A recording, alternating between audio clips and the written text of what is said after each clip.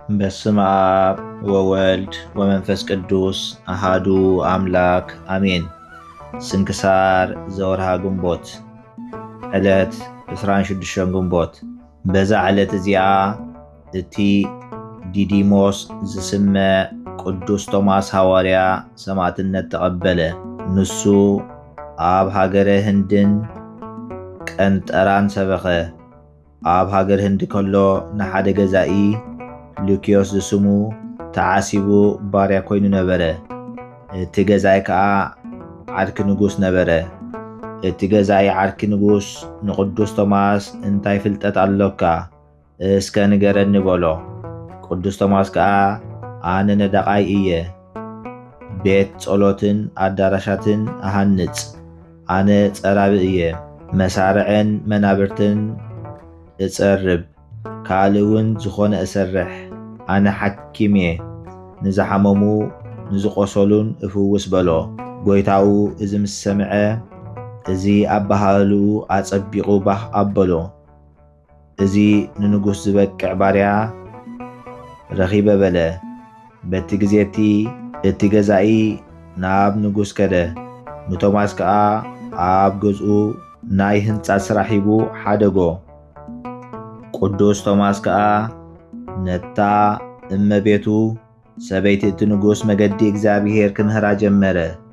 ብንጽህና ክትከይድ ኣዘዛ፣ ምስጢራት ሃይማኖት ድማ ኣረድኣ። ንሳ በቲ ዝምሃራ ቃል ኩሉ ኣመነት። ከምኡ እውን ካብ ስድራ ቤት ንጉስ ብዙሓት ኣመኑ። ጎይታኡ ካብ ንጉስ ምስ ተመልሰ ከዓ እቲ ቅዱስ ቶማስ ሐዋርያ ዝገበሮ ረአየ። ኣንታ ክፉእ ባርያ ኣበይዳ ኣሎ እቲ ጽቡቕ ግብርታት ይገብር እየ ዝበልካኒ በሎ። ቅዱስ ቶማስ ድማ መለሰ፣ ኦ ጎይታይ ኣይሓሰኹን፣ እቶም መቕደስን ኣዳራሻትን ዝሃነጽክዎም እነው፣ እዞም ንሰማያዊ ንጉስ መዕረፊ ዝኾኑ ነፍሳት እዮም በሎ። እቶም መሳርዕ ዝጸረብክዎም ከዓ ኣእሻኽ ዝብንቁሱ ቃላት ቅዱስ ወንጌል እሾኽ ኃጢአት ቦንቂሶም ዝሓርሱ እዮም። እቲ ሓኪም ዝበልኩኻ ከዓ ሓደ እዩ። ምስጢራተ ቅድሳት ናይ ጎይታና ኢየሱስ ክርስቶስ ስግኡን ደሙን ንቐታለ ኃጢአት ካብ ሕንዚ ዝፍውስ ዘሐዊ እዩ በሎ። ገዛእ ከዓ እዚ ምስ ሰምዐ ኣብ ምድሪ ከደቅስዎ በ4 ኣግማድ እደ እግሩ ከኣስርዎ፣ ሸኻል ሸኺሎም በቲ ዝኣሰርዎ ኣግማድ ገቲሮም ኣብቲ ሸኻላት ከኣስርዎ እሞ ቆርበቱ ክመልጥዎ፣ ኣብቲ ዝተመልጠ ስጋኡ ድማ ጨው መጺጽ ነገራት ዝሳቕዮ ክገብሩሉ ኣዘዘ። ከምቲ ዝበሎም ድማ እዚ ኩሉ ኣብ ልዕሊኡ ገበሩ። ንሱ ግና ብሓይሊ እግዚኣብሔር ንኹሉ ተዓገሰ፣ ንኹሉ ከዓ ጸሮ። እታ እመቤቱ ብመስኮት ቤታ ኮይና ቆርበቱ ክመልጥዎ ምስ ረኣየቶ ሰንቢዳ ሽዑ ንሽዑ ወደቐት እሞ ሞተት። ሉኪያኖስ ሰብኣያ ሰበይቱ ከምዚ ሞተት ምስ ፈለጠ ከዓ ኣጸቢቑ ሓዘነ። ንቅዱስ ቶማስ ግና ጎይታና ኢየሱስ ክርስቶስ ንኣቕሳሉ ኣዝሓለሉ፣ ንስጋ እውን ኣሕወዮ። ሉኪያኖስ ከዓ ከምዚ በሎ፣ እንሆ ሰበይተይ ብዛዕባኻ እያ ሞይታ፣ ሕጂ ካብ ሞት እንተኣተንሲእካያ ብኣምላኽካ ከኣምን እየ በሎ። ቶማስ ከዓ ናብቲ ዘላቶ ኣትዩ ኢዱ ኣብ ልዕሊኣ ኣንቢሩ፣ ኦ ኣርሶንያ ብስም ጎይታይ ኢየሱስ ክርስቶስ ተንስእ በላ። ንሳ ድማ ኣዒንታ ከፈተት እሞ ንግዚኡ ካብ ሞት ተንሲኣ ደው በለት፣ ናብ ቅድሚኡ ድማ ሰገደት። ሉኪያኖስ ነዚ ተኣምራት ምስ ረአየ ብእግዚአብሔር ብሓደ ወዱ ጎይታና ኢየሱስን ምስጋና ንዑ ይኹን ኣመነ። ኩሎም ቤተሰቡን ብጎይታና ኢየሱስ ክርስቶስ ኣመኑ። ንሱ ከዓ ኣጠመቖም። ኤጲስቆጶሳትን ካህናትን ሾመሎም፣ ቤተ ክርስቲያን ሃነጸሎም። ኣብታ ቅንዕቲ ሃይማኖት ጸኒዖም ክነብሩ ድማ 4 ኣዋርሕ እናመሃሮም ሰኣቶም ተቐመጠ። ኩሉ ሕማም ንዘለዎ እቲ ቆርበቱ ኣብ ልዕሊዮም ብርሉ እሞ ይሓዊ ነበረ። ድሕሪኡ ካብኣቶም ወፂኡ ናብ ሃገር ቀንጠራ ኣተወ። ናብኡ ክኣቱ ከሎ ንሓደ ሽማግለ ሰብኣይ መሪር ብኽያት ክበኪ ከሎ ረኸቦ። ቅዱስ ቶማስ ከዓ እንታይ ኮንካ ዳ ከምዚ ኢልካ ትበኪ በሎ። ንሱ ድማ ከምዚ ኢሉ መለሰሉ፣ 7 ውሉድ ነበረኒ። ንጉስ ከዓ ኣብ ልዕለይ ዝነበሩ ዕዳ ምኽፋል ምስ ሰኣምኩ ንኹሎም ቀተሎም። ንህይወተይ ዝራዳእኒ ወላ ሓደ እኳ ዝተረፈኒ የብለይን በሎ። ቅዱስ ቶማስ ከዓ ቆርቦቱ ሃቦሞ እዚ ኣብ ልዕልቶም ዝሞቱ ደቅኻ ኣንብሮ በሎ። ንሱን ከምቲ ዝኣዘዞ ገበረሞ 7ቲኦም ካብ ሞት ተንስኡ። እዛ ዓባይ ተኣምራት ኣብቲ ኩሉ ዓድታት ተሰምዐት። እቶም ካህናት ጣዖት ከዓ ብዛዕባ እዚ ተቆጥዑ። ንቅዱስ ቶማስ ከዓ በእማን ቀጥቀጥዎ። ንሳቶም እውን እተን ኣእማን ዝደርበያ ኣእዳዎም ደረቓ እሞ ብጎይታና ኢየሱስ ክርስቶስ ኣመኑ። ምስጋና ንዑ ይኹን። ሕጊ ቤተ ክርስቲያን ምሂሩ ከዓ ጥምቀት ክርስትና ኣጠመቖም።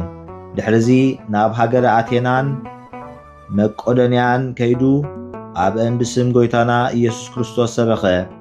ነገስታትን መኳንንትን ከዓ ብዛዕባኡ ሰምዑ። ሒዞም ከዓ ኣሰርዎ። ሰይቲ እቲ ንጉስ ግና ምስ ገለ መኳንንቲ ኣጸምያ ተሓቢኣ ናብቲ ቤት ማእሰርቲ ትመጽእ ነበረት። ንሱ ከዓ መገዲ እግዚኣብሔር ምሂሩ ንዓኣን ንብዙሓትን ብቓሉ ኣእመኖም። ንጉስ ከዓ ብዛዕባ ሰበይቱ ተቖጥዐ። ኣብ ቅድሚ እቶም ህዝቢ ግና ክቐትሎ ኣይከኣለን። እንታይ ደኣ ካብ ዓዲ ንወፃኢ ኣውፅኡ ን4 ወተሃደራት ብኹናት ወጊኦም ክቐትልዎ ኣዘዞም። ነፍሱ ከዓ ናብ እግዚኣብሔር ኣማዕቆበ ዓረፈ። ወዲ ንጉስ ከዓ ነዚ ኩሉ ደው ኢሉ ይርዮ ነበረ። እቶም ደቂ ዓዲ ምስ ፈለጡ ከዓ ካብቶም ወተሃደራት ንጉስ ክከላኸልሉ ኢሎም ወፁ። እንተኾነ መይቱ ጸንሖም። ስጋኡ ወሲዶም ከዓ ገኒዞም ኣብ ሓደ ነገስታት ዝቕበርሉ መቓብር ኣንበርዎ። እቲ ወዲ ንጉስ ከዓ ኣብ ልዕሊኡ ሰይጣን ሓደሮ፣ የዕገርግሮ የውድቆ ነበረ። ናብቲ ስጋ ቅዱስ ቶማስ ሃዋርያ ዝነበሮ መጺኦም ከዓ ካብቲ ልብሱ ገለ ቆሪጾም ክወስዶ እሞ ነቲ ወዲ ንጉስ ክገብርሉ ደለዩ። ነቲ መቓብሩ ምስ ከፈትዎ ግና ስጋ ቅዱስ ቶማስ ኣይጸንሖምን። ምኽንያቱ ጎይታ ካብኡ ስለ ዘገዓዞ። ካብቲ መቓብሩ መሬት ሓፊሶም ወሰዱ እሞ ብእምነት ከዓ ኣብ ልዕሊ እቲ ወዲ ንጉስ ገበሩሉ እሞ ንሱ እውን ንግዚኡ ሓወየ። ድሕሪዚ ቅዱስ ቶማስ ሃዋርያ ንብዙሓት ደቂ እተዓዲ ተገለጸሎ። ንሱ ህያው ከም ዝኾነ ጎይታና ኢየሱስ ክርስቶስ ከዓ ከም ዝተቐበሎ ነገሮም። ኣብታ ቅንዕቲ ሃይማኖት ናይ ጎይታና ኢየሱስ ክርስቶስ ክጸንዑ ኣዘዞም። ምስጋና ንዑ ይኹን። በረኸት ናይዚ ሃዋርያ ምሳና ይኹን ዘለዓለም ዓለም ኣሜን። ካብ ተኣምራቱ ሓደ እንሆ እግዚኣብሔር ዝፈርህ ኣብ ሃገረ ግብፂ ሓደ ጻድቕ ካህን ነበረ። ናብ ሃገረ ህንዲ ከዓ ገሸ። ዕለት 26 ግንቦት በዓል ቅዱስ ቶማስ ሃዋርያ ምስ ኮነ ከዓ ንብዙሓት ህዝቢ ኣብቲ ገምገም ባሕሪ ዘሎ ወደብ ተኣኪቦም ረኣዮም። ኢድ ቅዱስ ቶማስ ዘለዎ ቦታ እዩ። በታ ግዜቲ ማይ ክሳብ ዝርሕቕ ብርቱዕ ዓውሎ ንፋስ ተላዕለ። እቲ ማይ ምስ ረሓቐ ድማ እቶም ህዝቢ ኩሎም ናብቲ ወደብ ኣተዉ። ኣብቲ ናይ ቅዱስ ቶማስ ቤተ ክርስቲያን ድማ ኩሎም ተኣከቡ። ሙሉእ ለይቲ ኣብኣ ክጽልዩ ሓደሩ። ንጽባሒቱ ብበዓል ቅዱስ ቶማስ ቀዲሶም ቅዱስ ቁርባን ኣደለዉ። ናይ ጎይታና ኢየሱስ ክርስቶስ ቅዱስ ስጉኡን ክቡር ደሙን ከዓ ኣብ ኢድ ቶማስ ሃዋርያ ኣንበርዎ። እታ ኢዱ ብዘይ ጉድለት ጥዒት ነበረት። ነፍሲ ወከፎም ከዓ ካብ ቅዱስ ቁርባን ተቐበሉ። ካብ ኢዱ እናተቐበሉ ከለዉ ካብቶም ህዝቢ ሓደ ሰብኣይ መጺኡ ነታ ጉንቦ ኢድ ናይ ቶማስ እቲ ቅዱስ ቁርባን ኣብኡ ከሎ ዓተራ። ሽዑ እታ ኢዱ ተሰወረት። ኩሎም ከዓ ዓውኢሎም ችላይላይሶን እናበሉ ደጋጊሞም ነዊሕ ጸሎት ጸለዩ። ድሕሪዚ እታ ኢዱ ካብቲ ተሰዊራትሉ ዝጸንሐት ተገልጸት። ሽዑ እቲ ሰብኣይ ካብ ቅዱስ ቁርባን ተቐበለ። እቶም ህዝቢ ድማ ኩሎም ተቐበሉ። ካብኡ ካብ ቤተ ክርስቲያን ወፂኦም ብሰላም ናብ ኣባይቶም ከዱ። እግዚአብሔር ምስጋና ንዑ ይኹን። ብርቱዕ ንፋስ ኣልዒሉ ነቲ ባሕሪ ናብ ናይ ቅድም ቦትኡ መለሶ። ኣብ ዓመት ክሳብ ሎሚ ከምኡ ይኸውን እዩ። በረኸቱ ምሳና ይኹን ንዘለዓለም ዓለም ኣሜን። ሰላም ለቶማስ እንተደሎ ይክስሶ ለርጉዝ በግእ ድህረ ተንሥአ ደቂሶ ለአንቅሆ ሙታነ ሰብ ወነፍሰ ሙታን ለፈውሶ አንሰሰ ወውስተ ኩሌሄ ወነገደ መርሶ አምሳለ ጽፍነት እንዘይጸውር ማእሶ።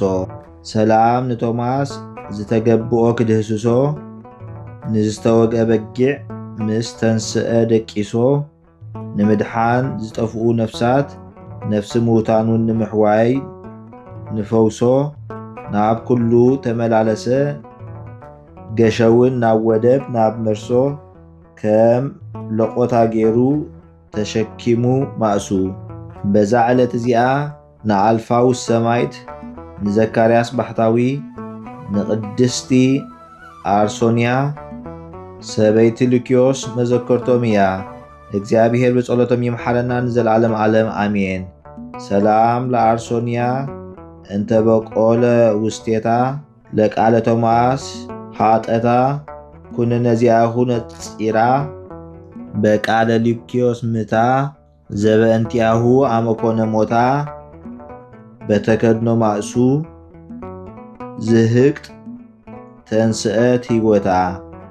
ሰላም ንአርሶንያ ዝበቆለ ኣብ ኣካላታ ንቓል ቶማስ ፍርያታ መቕጻዕቱ ሪኣ ብትእዛዝ ሉኪዮስ ሰብኣያ ምታ ብዛዕባኡ ዝኾነ ሞታ ብምኽዳን ጥሉል ቆርበት ተንስአት ብጥዒታ።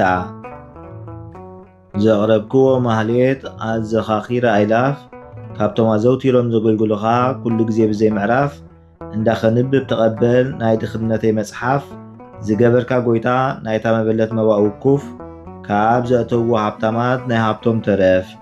ቅዱሳን ነቢያት ሐዋርያቱን ሰባኽያን ሰማዕታት ምስ ጻድቃን ደናግል ከዓ መነኮሳቱን ሄራን ባርኾት ባርኹ ማሕበር ዘቅድስቲ ቤተ ክርስቲያን ካብ ዝዓበየ ሽማግለ ክሳብ ዝናሰ ህፃን ንዝፀሓፎ ብመጽሓፍ ንዘፀሓፎም ብምድራስ ንዘንበቦ ንዝተርጎሞ ብልሳን ሓዲስ ንቓሉ እውን ዝሰምዐ ብእዝኒ መንፈስ ብጸሎት ኣዲዩ ማርያም ዓራቂት ካብ ኩሉ ምባስ ኣሕቢሩ ይምሓረና ኢየሱስ ክርስቶስ።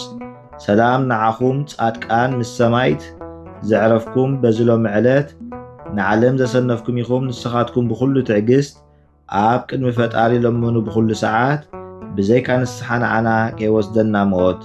ሰላም ንዓኹም ናይ ዝዓለት እዚኣ ጻድቃን ኩልኹም ሰቡትን ኣንስትን በብኣስማትኩም ቅዱሳን ሰማይን ምድርን ማሕበር ስላሴ ንስኹም ምእንቲ ማርያም ኣዲዩ ዘክሩና ብጸሎትኩም ንኽትሕልውና ተማሕጺና ኣለና ብናይ ክርስቶስ ደም።